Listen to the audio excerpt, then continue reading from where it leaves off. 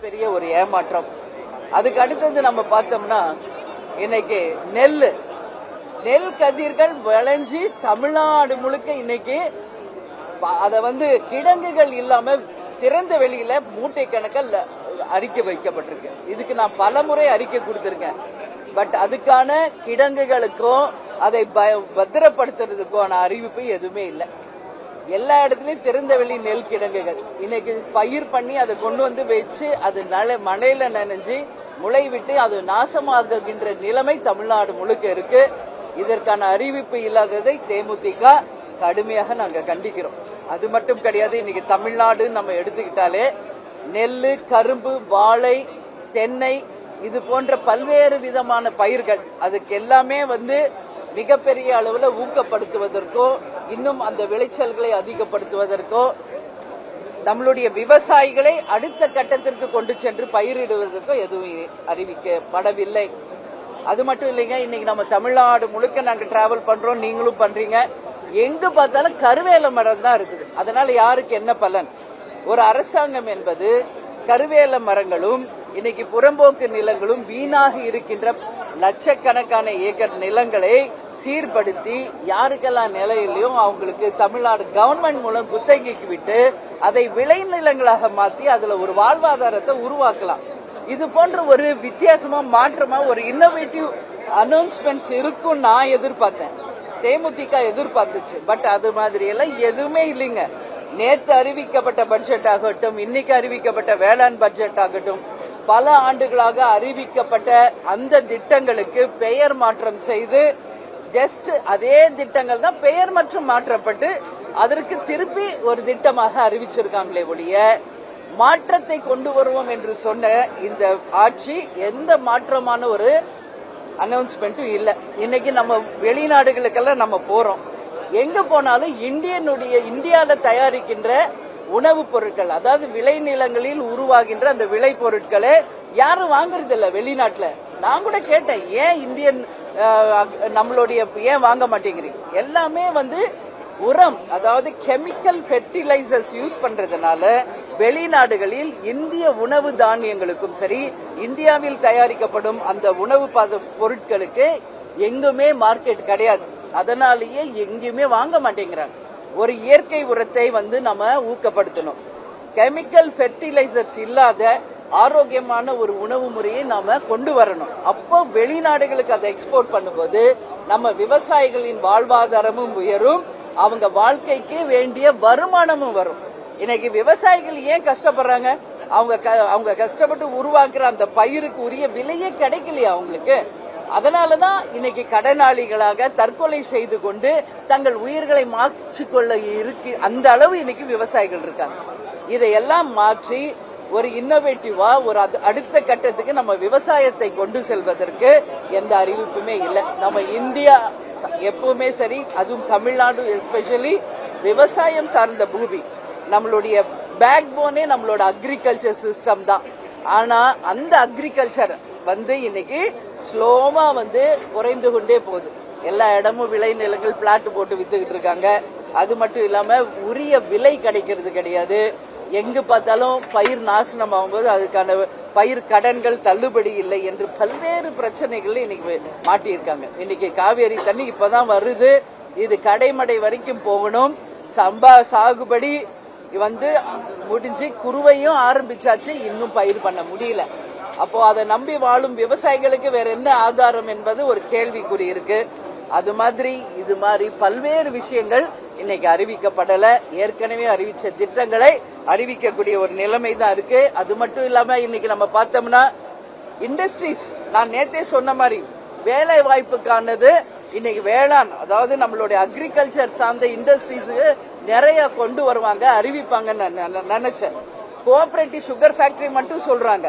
இன்னைக்கு தமிழ்நாடு முழுக்க sick units எத்தனை இருக்குன்னு நம்ம லிஸ்ட் எடுப்போம். அது சுகர் ஃபேக்டரிஸா இருக்கட்டும், டெக்ஸ்டைல் இண்டஸ்ட்ரீஸா இருக்கட்டும், அதே போல இன்னைக்கு மரவள்ளி கிழங்கு, சோளம், இது மாதிரி அக்ரிகல்ச்சர் சார்ந்து எத்தனையோ இண்டஸ்ட்ரீஸ் இன்னைக்கு நலிவுற்று இருக்கு. இதுக்கெல்லாம் என்ன தீர்வு? அந்தந்த மாவட்டத்தில் விளைகின்ற அந்த விளைபொருட்களுக்கு அந்தந்த மாவட்டத்திலேயே ஒரு மிகப்பெரிய ஒரு தொழிற்சாலைகளை கொண்டு வந்து ஏற்கனவே ஆரம்பிக்கப்பட்டு நலிவுற்று இன்னைக்கு 6 யூனிட்ஸா செயல்படாத ஃபேக்டரிஸ மீண்டும் அதை உருவாக்கி செயல்படுத்தினாலே நம்ம மக்கள் ஒரு மாவட்டத்திலிருந்து இன்னொரு மாவட்டத்துக்கோ சென்னைக்கோ மைக்ரேட் பண்ண மாட்டாங்க. அவங்கவுங்க மாவட்டத்திலே அவங்கவுங்க சிறப்பா வாழலாம். ஆனா அதுக்கான அறிவிப்பே எதுவுமே கிடையாது. அதனால இன்னைக்கு 6 யூனிட்ஸ் நிச்சயம் இம்ப்ரூவ் பண்ணி இளைஞர்களுக்கும் பெண்களுக்கும் நிச்சயம் வேலை வாய்ப்பை உருவாக்கணும். இது மாதிரியான எந்த அறிவிப்புகளுமே கிடையாது. ஏற்கனவே பல ஆண்டுகளாக அறிவிக்கப்பட்ட அறிவிப்புகள் மீண்டும் அறிவிக்கப்பட்டிருக்கு. இதனால் எந்த மாற்றமோ எந்த விதமான வித்தியாசமான ஒரு பட்ஜெட்டாக எங்களால பார்க்க முடியவில்லை. மார்க்கெல்லாம் இப்ப நான் கொடுக்க மாட்டேங்க. நேத்து இதே கேள்வி என்கிட்ட கேட்டீங்க. ஏன்னா இப்பதான் அவங்க படிச்சிருக்காங்க, வாசிச்சிருக்காங்க, நியூஸ் பேப்பர்ல வாசிக்கிற மாதிரி வாசிச்சிருக்காங்க. இன்னைக்கு இது வெறும் நம் சொல்லாக தான் எடுத்துக்கொள்ள முடியும். இது என்றைக்கு செயலாக்கம் பெற்று ஒதுக்கப்பட்ட கோடிகள் மக்களை போய் சேர்ந்து அதனால் எப்ப மக்கள் பெனிஃபிட் ஆறாங்களோ அன்னைக்கு நீங்க கேளுங்க இந்த ஆட்சிக்கு நம்ம எவ்வளவு மார்க் நம்ம தரலான்னு அன்னைக்கு நான் சொல்றேன். இன்றைக்கு எந்த மார்க்கும் நம்ம சொல்ல முடியாது. அரசே விவசாயத்தை நடத்த மாட்டேங்கிறாங்க. ஏன்னா இன்னைக்கு விவசாயிகள் நலிவடையலாம் சொல்றோம். அந்த மாதிரி திட்டத்தை யாரும் செயல்படுத்த மாட்டாங்க. செயல்படுத்தணும். அரசுகிட்ட இருக்க தரிசு நிலங்கள் புறம்போக்கு. இப்ப அதுதானே நான் சொன்னேன். இப்ப நான் சொன்னது அதுதானே. அரசு கிட்ட இருக்கிற தரிசு நிலங்கள் இன்னைக்கு வெறும் கருவேல மரங்கள் முளைத்து யாருக்குமே பலனளிக்காத நிலங்களா இருக்கு.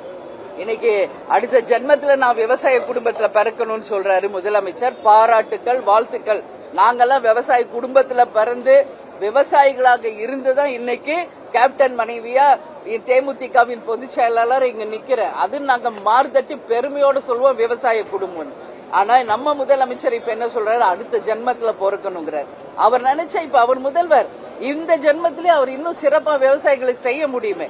கடவுள் என்னும் முதலாளி கண்டெடுத்த தொழிலாளி யாருன்னா விவசாயி தான்.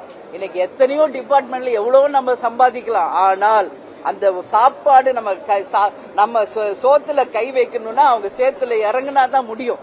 அதற்கு என்ன வழி? அதான் நான் சொல்றேன். இன்னைக்கு கவர்மெண்ட் நினைச்சா எது வேணாலும் கொண்டு வர முடியும். புதுசா இன்னோவேட்டிவா அக்ரிகல்ச்சரை டெவலப் பண்ணுங்க. வெளிநாட்டுல எல்லாம் இன்னைக்கு பல டன் இன்னைக்கு உற்பத்தி ஆகுது, தரமான உணவு உற்பத்தி ஆகுது. ஏன் நம்மளால பண்ண முடியல? ஏன் இந்திய உணவுகளை ஏற்றுமதி செய்ய முடியல? ஃபெர்டிலைசர் அதெல்லாம் மாத்துங்க. தரிசு நிலங்களை விளை நிலங்களா மாத்துங்க. எத்தனையோ கோடி மக்கள் இன்னைக்கு விளை நிலங்கள் இல்லாம கஷ்டப்படுறாங்க. அவங்களுக்கெல்லாம் இந்த விளை நிலங்களை குத்தைக்கு விடுங்க கவர்மெண்ட். ஆடு மாடு நீங்க இலவசமா தர்றீங்கன்றீங்க. இது ஏற்கனவே பல ஆண்டுகளா இருக்கிறதா, வரவேற்கிறோம்.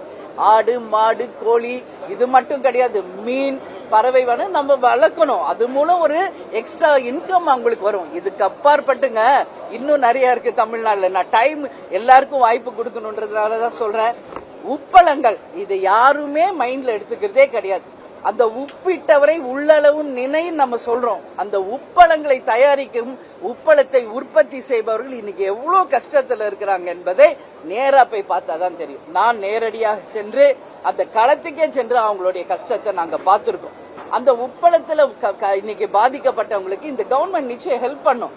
அதனால என் கவர்மெண்ட் எந்த வருமானம் இல்லைன்னு கவர்மெண்ட் சொல்றாங்க. நான் என்ன சொல்றேன், அவங்க நீங்க போடுங்க ஒரு குத்தகை 5000 ஒரு 10,000 ஒரு ஏக்கருக்கு போடுங்க. அவங்க கொடுக்க தயாரா இருக்காங்க. ஆனா அவங்க வாழ்வாதாரம் கேள்விக்குறியா இருக்கு. மீனவர்களுடைய வாழ்வாதாரம் கேள்விக்குறியா இருக்கு.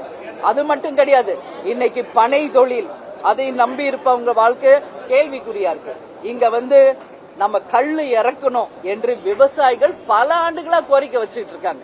அந்த கல்லை இறக்குனா அதன் மூலம் எங்களுடைய வாழ்வாதாரம் சிறக்கும் என்று. ஏன் பண்ணக்கூடாதா? இன்னைக்கு நம்ம இளநீரை ஊக்கப்படுத்துங்க. பதப்படுத்தப்பட்ட அத கல்லு எல்லா இடத்துலயும் நம்மளுடைய ரேஷன் கடையில இருந்து சாதாரணமா அனைவரும் குழந்தையிலிருந்து முதியவர்கள் வரைக்கும் ஒரு ஹெல்த் ட்ரிங்கா அதை நீங்க கன்வெர்ட் பண்ணி கொடுங்க. விவசாயிகளும் அதனால நல்லா இருக்க முடியும். இது போன்ற நிறைய விஷயம் இருக்குங்க. அதனால இன்னைக்கு 6 யூனிட்ஸை நிச்சயம் இந்த அரசு கவனத்துல கொண்டு நிச்சயம் இளைஞர்களுக்கும் மற்றவங்களுக்கு வேலை வாய்ப்பை தரணும். 100 நாள் வேலை வாய்ப்பை உறுதிப்படுத்தணும். பெண்களும் விவசாயத்தில் ஈடுபடுத்துவன்றாங்க. ஏற்கனவே நிறைய 90% பெண்கள் விவசாயத்துல ஆல்ரெடி இருக்காங்க. பட் அவங்க சம்பாதிக்கிறது அவங்களுக்கு பத்தாது. அதனாலதான் இன்னைக்கு ரேஷன் பொருளையும் இவங்க கொடுக்கின்ற பெண்களுக்கான உரிமை தொகைக்காகவும் இன்னைக்கு பெண்கள் போராடுற நிலைமை. அதனால பெண்கள் சுயமா சம்பாதிக்கணும்னா விவசாயத்துறையில பெண்களை எல்லா விதத்திலையும் மேம்படுத்தணும். அதுக்கு அரசு உறுதுணையாக இருக்கணும். அடுத்த ஜென்மத்தில் நான் விவசாயி மகனா பிறக்கணும்ன்றதுல இப்பவே மக்கள் உங்களுக்கு அதிகாரம் கொடுத்திருக்காங்க. நீங்க நினைச்சா இன்னையிலிருந்தே நீங்க விவசாயியா மாறலாம். நீங்க மாறுங்க, விவசாயிகளுக்கு உண்மையான முதல்வராக இருங்கள் என்று நாங்கள் கேட்டுக்கொள்கிறோம். ஓகே, நன்றி, வணக்கம்.